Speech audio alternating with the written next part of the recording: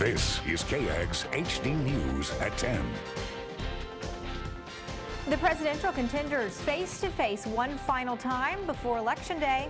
President Barack Obama and Republican candidate Mitt Romney went head-to-head on foreign policy tonight at Blinn University in Boca Raton, Florida. And good evening, I'm Emily Jaster. And I'm Stephen Romo. Thanks for joining us. Now begins the fact-checking and analysis of what the candidates had to say tonight.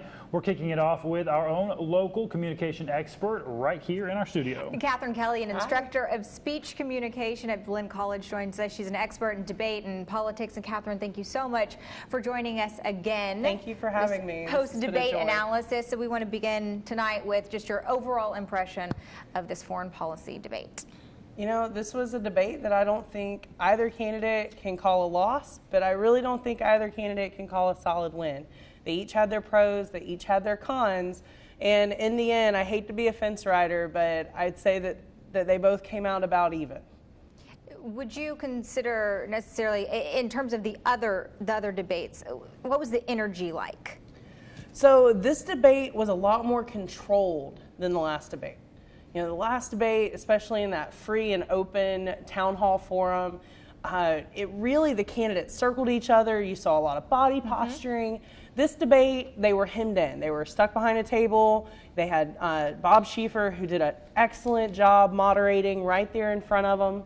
And so you saw each of them a lot more reined in than they were last time as far as the energy. Now, we did see Romney kind of go back to the Romney of the first debate. He did come across a little bit more personal, a little bit more likable than he did last time. Obama was somewhere in the middle. He definitely came out punching, which was both a pro and a con. You know, a lot of his constituents continued to want to see him really take punches to Romney. However, I really think he took it a little overboard. I think he came across a little catty, very negative, which may inhibit his likability a little bit as far as the indecisive voter goes. They were saying other analysis they had over the first debate was that Obama didn't take the jabs, that, as you mentioned, that his supporters really wanted him to, and he did that tonight. We have a soundbite of that about his cattiness, as you said. Sure.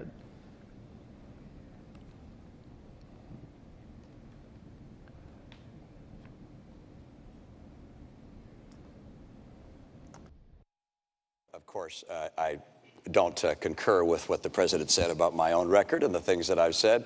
They don't happen to be accurate. But I can say this, that we're talking about the Middle East and how to help the Middle East reject the kind of terrorism we're seeing and the rising tide of tumult and confusion. And attacking me is not an agenda. Attacking me is not talking about how we're going to deal with the challenges that exist in the Middle East and take advantage of the opportunity there and stem the tide of this violence. Now that was Mitt Romney responding to some of that, those barbs that Obama was throwing at him, that, you know, taking those jabs that he may have missed out on the first debate. How do you think that went over? I think that was probably one of Romney's best moves in the last two debates. In the last debate, Obama really set Romney up almost in these little rhetorical traps, right? He saw that when he got Romney flustered, when he challenged Romney, Romney said silly things like putting women in binders, right? Things that have come back to hurt him.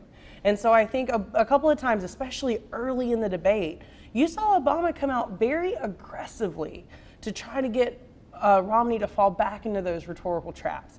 And I think that Romney pointing out to Obama at least twice in the debate saying attacking me is not solving the problem does a really good job for him, right? He did a really good job keeping himself under control and not allowing himself to say those silly things because he gets ruffled.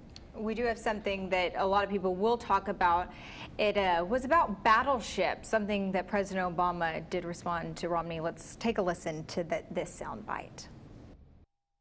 Well, Governor, we also have fewer horses and bayonets because the nature of our military's changed. We have these things called aircraft carriers where planes land on them. We have these ships that go underwater, nuclear submarines. And so the question is not a game of battleship where we're counting ships. Of course, was talking about military cuts and how Romney does not want to cut military, and they were talking about how in the world is that going to happen. Do you think that that was a smart comment Obama made, or what's your response to that? A lot of a debate, and a presidential debate especially, is winning the soundbite war. You know, that soundbite is going to get replayed over and over and over again in the media on every airwave for at least the next week, if not all the way up until the election. And so even though Obama may come across catty, he's going to get more airtime because he said the most memorable thing in this debate. So in a way, you know, all publicity is good publicity, even if it's negative publicity. So Obama did a great job of winning the soundbite war in this debate.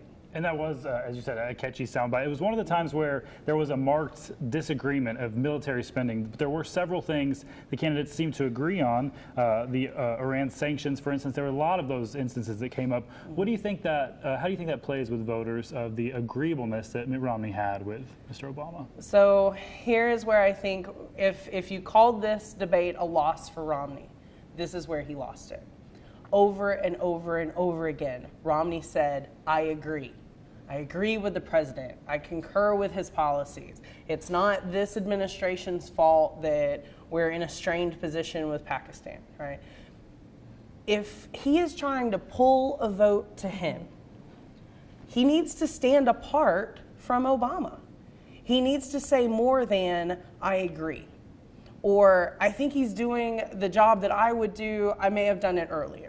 Or I may do a little bit, I want to do more than he's done, but along the same lines. Right. And so this constant agreement with the current administration does not allow him to set himself apart as an alternate candidate.